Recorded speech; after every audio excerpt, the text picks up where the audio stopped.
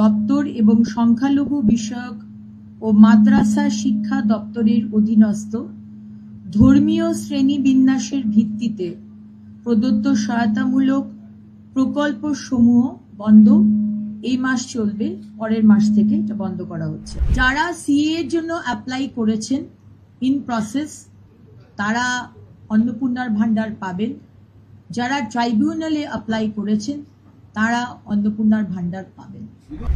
প্রথম হচ্ছে নারী ও শিশু উন্নয়ন এবং সমাজ কল্যাণ বিভাগের অধীনস্থ অন্নপূর্ণা যোজনা প্রকল্পের নীতিগত অনুমোদন। 2 নম্বর, 2026 সালের 1 জুন থেকে পশ্চিমবঙ্গ রাজ্যের সমস্ত সরকারি বাসে পশ্চিমবঙ্গের মহিলাদের জন্য বিনামূল্যে পরিবহন প্রকল্পের নীতিগত অনুমোদন।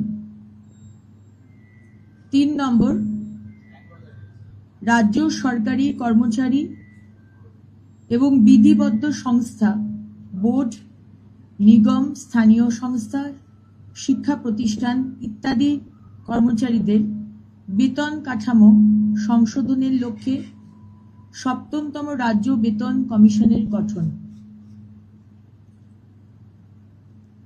নেক্সট, তথ্য ও সংস্কৃতি বিষয়ক দপ্তর এবং সংখ্যালঘু বিষয়ক ও মাদ্রাসা শিক্ষা দপ্তরের অধীনস্থ ধর্মীয় শ্রেণী বিন্যাসের ভিত্তিতে প্রদত্ত সহায়তামূলক প্রকল্পসমূহ বন্ধ এই মাস চলবে, পরের মাস থেকে এটা বন্ধ করা হচ্ছে।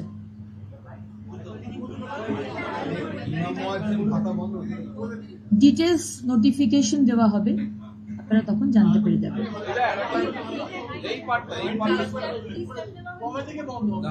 তথ্য ও সংস্কৃতি বিষয়ক দপ্তর এবং সংখ্যালঘু বিষয়ক ও মাদ্রাসা শিক্ষা দপ্তরের অধীনস্থ ধর্মীয় শ্রেণীবিন্যাসের ভিত্তিতে প্রদত্ত সহায়তামূলক প্রকল্পসমূহ বন্ধ এই মাস চলবে, পরের মাস থেকে এটা বন্ধ করা হচ্ছে।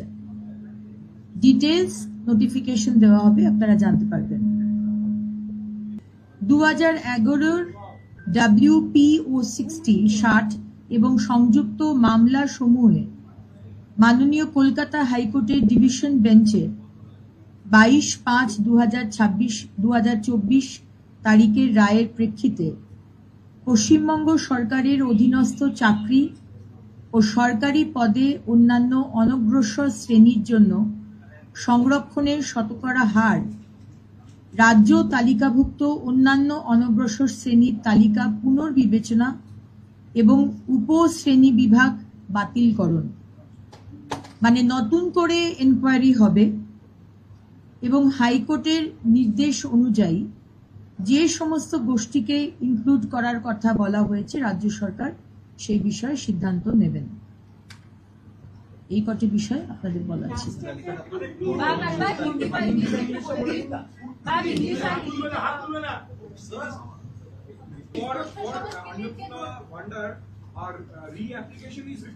Yes, re-application is not required. যারা যারা লক্ষ্মীর ভান্ডার পেতেন তাদেরই নাম আবার করে অন্নপূর্ণার ভান্ডার, জাস্ট নামগুলো ট্রান্সফার হয়ে যাবে এই স্কিমে। না, ডাইরেক্ট ব্যাংক ট্রান্সফার হবে এবং যারা পাননি আমরা খুব শীঘ্রই একটি পোর্টাল শুরু করতে চলেছি, সেখানে তারা যারা পাননি এতদিন তারা অ্যাপ্লাই করবে।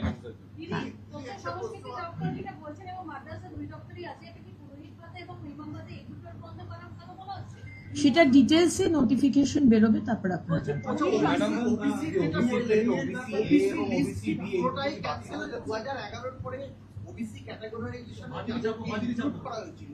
সেই লিস্টটা তো হাইকোর্ট বলেছিল ওটাই ক্যান্সেল করে নতুন করে এনকোয়ারি কমিশন বসিয়ে তৈরি করতে, সেইটাই কি করা হলো? পুরো লিস্টটাই কি ক্যান্সেল করা হলো না? তারপরে তো আজকে হাইকোর্টের নতুন করে এনকোয়ারি হবে এখানে বলা হয়েছে এবং হাইকোর্টের নির্দেশ অনুযায়ী যে সমস্ত অলরেডি হাইকোর্ট বলে দিয়েছেন সেই সব সমস্ত গোষ্ঠীকে রাজ্য সরকার সিদ্ধান্ত নেবে এবং তাদেরকেই আবার ইনক্লুড করবে। ডিটেলস যাচ্ছে না। যাদের নাম এখনো ডিটেক্ট তারা কি এই সমস্ত পরিষেবার জন্য আবেদন করতে পারবেন? যারা সিএ এর জন্য অ্যাপ্লাই করেছেন ইন প্রসেস তারা অন্নপূর্ণার ভান্ডার পাবেন। যারা ট্রাইব্যুনালে অ্যাপ্লাই করেছেন তারা অন্নপূর্ণার ভান্ডার পাবেন। যদি সেভেন্থ পে কমিশন হলো, একটা বড় প্রত্যাশা ছিল যে ডিএটাও আজকে নিয়ে আলোচনা হবে এবং এটাও আগের দিন থেকে একটা বিয়ে হয়েছিল। অবশ্যই আলোচনা হবে, কিন্তু আজকের ক্যাবিনেট মিটিং এ ওই এজেন্ডাতে ছিল না। ডিএ দেওয়া নিয়ে একটা প্রতিশ্রুতি ছিল যে আজকে ডিএ বকেয়া ডিএটা বলছি আরেকটা বিষয় হবে ওটা। দিদি এখন যে ইমিডিয়েট যে বিষয়গুলো রয়েছে, 1 জুন থেকে আমাদের অন্নপূর্ণার ভান্ডার চালু করতে হবে আমাদের প্রতিশ্রুতি অনুযায়ী। সুতরাং সম্মানীয় মুখ্যমন্ত্রী সেই বিষয়ে প্রায়োরিটি ওয়াইজ এই বিষয়টিকে রাখা হয়েছে। সরকারি বাসে মহিলারা বিনামূল্যে যাতায়াত করবেন সেই বিষয়টিকে রাখা হয়েছে। So, যা যা প্রায়োরিটি সেগুলো নিয়ে ডিসকাশন। সুপ্রিম কোর্ট আজকে সরকারি বাসে যে মহিলাদের যে ভাড়া ফ্রি করে দেওয়া হয়েছে, যদি সরকারি বাসে মানে সরকারি পরিবহন ব্যবস্থাটাই তো উন্নতর ভঙ্গুর অবস্থাতে রয়েছে, বাস তো দেখাই যায়। তো সেক্ষেত্রে এই সুবিধা নেওয়ার জন্য বাসের সংখ্যা কি বাড়ানো হবে বা নতুন করে এই মুহূর্তে বাসের সংখ্যা বাড়ানোর বিষয়ে কোনো ডিসিশন হয়নি। যা যা সরকারি বাসের কাঠামো রয়েছে, ইনফ্রাস্ট্রাকচার রয়েছে, সেটি আমরা ব্যবহার করব। এবং আপনারা জানেন যে জুন মাসে আমরা বাজেট পেশ করতে চলেছি, তারপরে অবশ্যই এটা আমাদের মাথায় আছে। এবং মাননীয় মুখ্যমন্ত্রী এটাও বলেছেন কিছু নতুন ইলেকট্রিক বাসেস আমরা নেব। দিদি সুপ্রিম কোর্ট যে 25% কথা বলেছিল সেটা সবাই এখনো পায়নি, বিশেষত যারা অধ্যাপকরা যারা রয়েছেন, মিউনিসিপ্যালিটি যারা রয়েছে, সেই 25% বকেয়া দিয়ে তারা অনেকেই পাননি। সেগুলোর ক্ষেত্রে কিছু আলোচনা হয়েছে? আজকের ক্যাবিনেট মিটিং এ এইটুকুই যেটা আপনাদের বললাম ওটাই আলোচনা। দীর্ঘদিন ধরে অনেক কেন্দ্রীয় প্রকল্প আটকে ছিল।